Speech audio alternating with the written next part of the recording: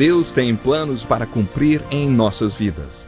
Essa é a mensagem de toda a Bíblia e é isso mesmo que estamos estudando aqui no Encontro com a Palavra, escrito pelo pastor Dick Woodward e narrado pelo pastor Edson Bruno. Fique atento a mais um programa que o Ministério Cooperativo Internacional leva a você. Com você agora, pastor Edson Bruno. Olá, seja muito bem-vindo a mais um Encontro com a Palavra. Nós estamos chegando ao final do estudo da primeira carta de Paulo aos Coríntios. No programa de hoje estudaremos o último capítulo desta carta. Por isso, pegue sua Bíblia para acompanhar comigo a leitura do capítulo 16 de 1 Coríntios, que diz assim: Quanto à coleta para o povo de Deus, façam como ordenei às igrejas da Galácia. No primeiro dia da semana, cada um de vocês separe uma quantia de acordo com a sua renda, reservando-a para que não seja preciso fazer coletas quando eu chegar. Então, quando eu chegar, entregarei cartas de recomendação aos homens que vocês aprovarem e os mandarei para Jerusalém com a oferta de vocês. Se me parecer conveniente ir também, eles me acompanharão. Através deste texto, observamos um detalhe muito interessante da vida e do ministério do apóstolo Paulo. Esse apóstolo passou por muitos problemas com os judeus incrédulos de Jerusalém. Eles representavam um constante perigo e ameaça para ele. Na verdade, Paulo sofreu muito nas mãos dos judeus. Até os judeus de Jerusalém, que eram crentes, também lhe causaram problemas. Por causa da ênfase que Paulo dava à graça de Deus nos seus ensinamentos, os judeus cristãos achavam que Paulo pregava uma completa abolição de todo o judaísmo entre os cristãos messiânicos. Esta era a razão por que Paulo tinha problemas com eles. É interessante ler sobre isso no primeiro capítulo da carta aos Gálatas. E o mais interessante é ver que, apesar de tudo isso, Paulo levantou uma coleta ou uma oferta para os judeus cristãos de Jerusalém. Era grande a fome em Jerusalém naquela época e grande também o sofrimento entre os judeus crentes em Jerusalém. Vemos neste texto o apóstolo dos gentios fazendo uma coleta entre suas igrejas gentis para aliviar o sofrimento dos judeus seguidores de Cristo de Jerusalém. E deste texto tiramos alguns princípios que veremos juntos a partir de agora. Primeiro, depois de apresentar o capítulo da ressurreição e nos levar teologicamente às alturas, Paulo encerra o magnífico capítulo da ressurreição dizendo: Portanto, meus amados irmãos, mantenham-se firmes e que nada os abale. Sejam sempre dedicados à obra do Senhor, pois vocês sabem que no Senhor o trabalho de vocês não será inútil. Lembre-se que a Bíblia não foi originalmente escrita com essa divisão em versículos e capítulos. Por isso, emende isso que o apóstolo escreveu com suas próximas palavras, com o capítulo 16, que diz assim: Quanto à coleta para o povo de Deus, façam como ordenei às igrejas da Galácia. Como já comentamos, os 11 primeiros capítulos desta carta se constituem a parte corretiva da carta, que combate toda a carnalidade em Corinto. Depois, a partir do capítulo 12, começa a parte construtiva da carta, na qual Paulo apresenta a espiritualidade que pode solucionar os problemas das nossas igrejas, os dons espirituais, como o amor de Deus, o amor ágape, descrito no capítulo 13. No capítulo 14, Paulo fala sobre a ordem que deve prevalecer entre aqueles que possuem os dons espirituais e que são cheios do amor de Deus. No capítulo 15, Paulo ensina que a ressurreição mostra como podemos vencer não apenas a morte, mas todos os problemas que temos. Em Gálatas 2:20, Paulo escreveu sobre ser crucificado com Cristo e depois voltar com o poder da ressurreição. Fui crucificado com Cristo, assim já não sou eu quem vive, mas Cristo vive em mim. A vida que agora vivo no corpo, vivo-a pela fé no Filho de Deus que me amou e se entregou por mim. No capítulo 3 de Filipenses, Paulo fala sobre uma morte e ressurreição pessoais, através das quais experimentamos o poder da ressurreição de Cristo. Para alguns estudiosos, a ressurreição é uma coisa espiritual que representa a solução geral para os problemas que Paulo enfrentou em Corinto. Depois, para esses mesmos estudiosos, esta coleta a qual Paulo se refere no capítulo 16 não é tão importante assim. Acontece que contribuir e ofertar é mais uma coisa espiritual. E aqui Paulo está colocando o dedo em mais uma questão que pode solucionar os problemas da igreja de Corinto. Paulo estava levantando aquela coleta para os santos em sofrimento de Jerusalém. Vamos ver quais os princípios que tiramos desse ensino de Paulo. No versículo 2 do capítulo 16, lemos o seguinte: No primeiro dia da semana, cada um de vocês separe uma quantia de acordo com a sua renda, reservando-a para que não seja preciso fazer coletas quando eu chegar. Existem 2 pontos importantes neste versículo, aliás, muito importantes. Um deles está nesta menção que Paulo faz ao primeiro dia da semana. Não é interessante observar que o dia do Senhor, como os apóstolos costumavam chamar, não é o 7º dia da semana, mas o primeiro? O 7º dia da semana é chamado de Sabbath, ou sábado, e significa sétimo. Você vai reparar que os apóstolos que eram judeus jamais consideraram o sábado como o dia do Senhor. Eles sabiam que esse dia se referia ao 7º dia da semana e o dia do Senhor se referia ao dia em que Jesus ressuscitou dos mortos. Como já dissemos, existem muitas provas da ressurreição de Jesus Cristo. A vida e o ministério do apóstolo Paulo em si são uma prova da ressurreição de Jesus.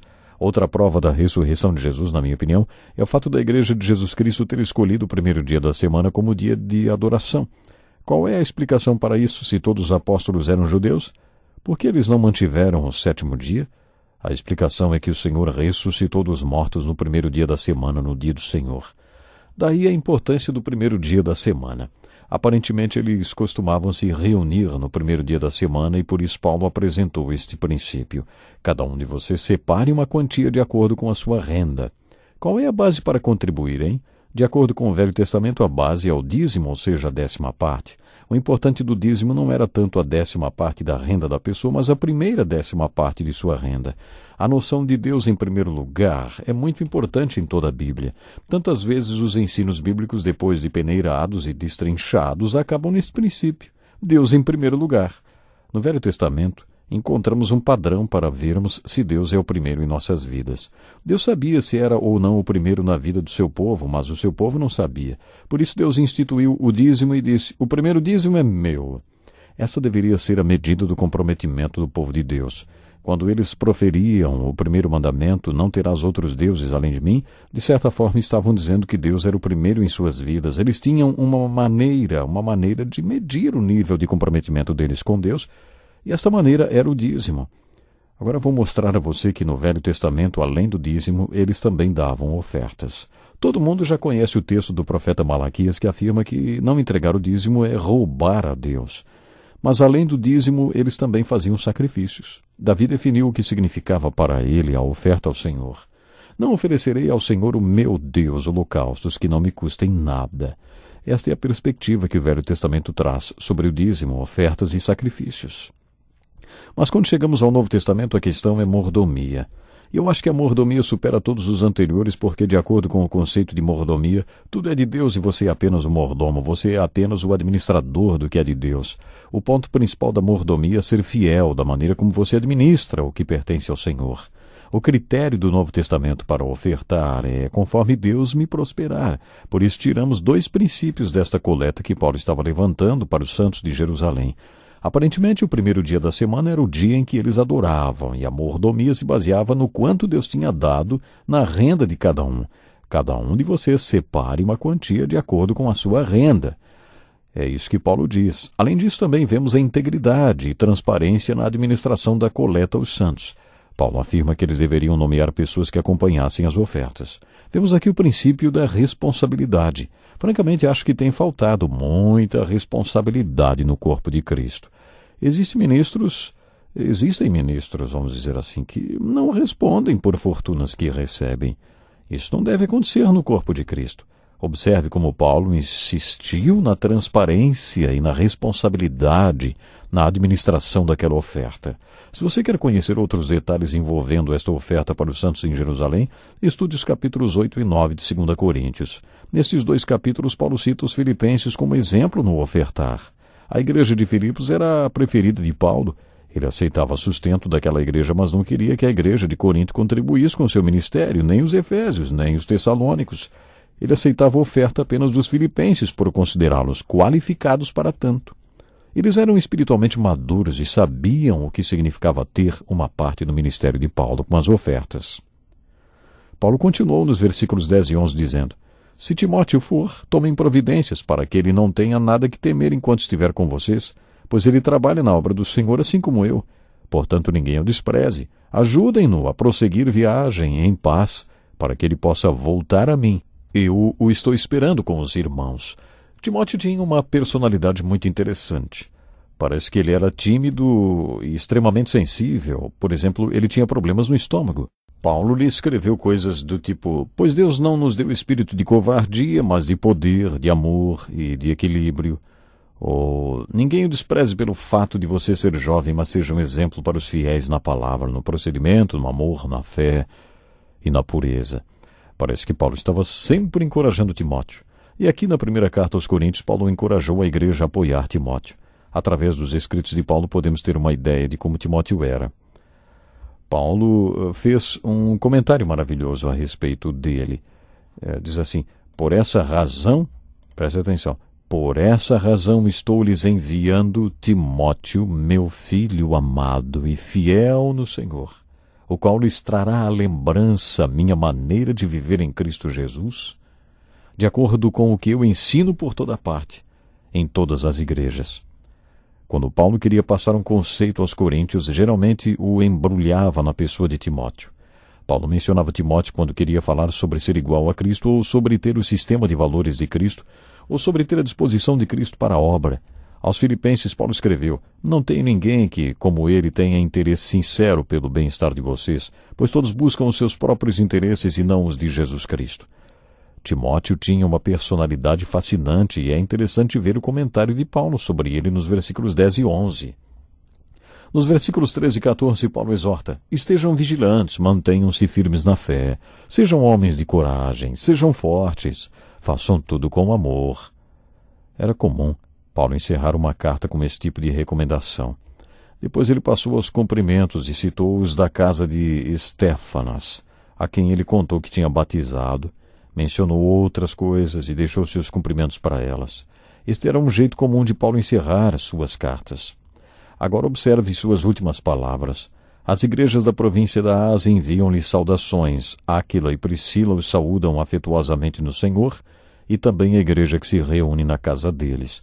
A igreja de Corinto se reunia na casa de Cloe e na casa de Priscila e Áquila. Todos os irmãos daqui lhes enviam saudações. Saúdem uns aos outros com um beijo santo. Eu, Paulo, escrevi esta saudação de próprio punho. Se alguém não ama o Senhor, seja amaldiçoado. Vem, Senhor. A graça do Senhor Jesus seja com vocês.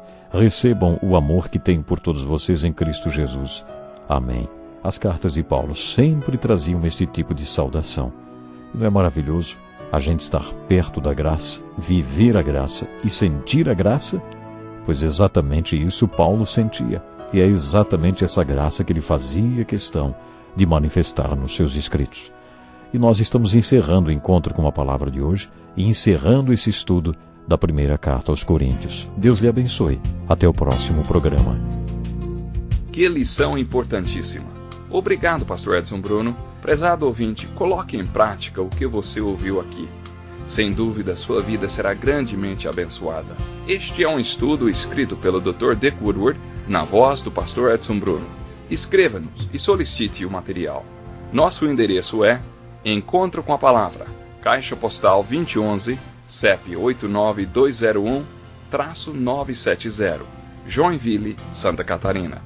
Até o nosso próximo encontro com a Palavra.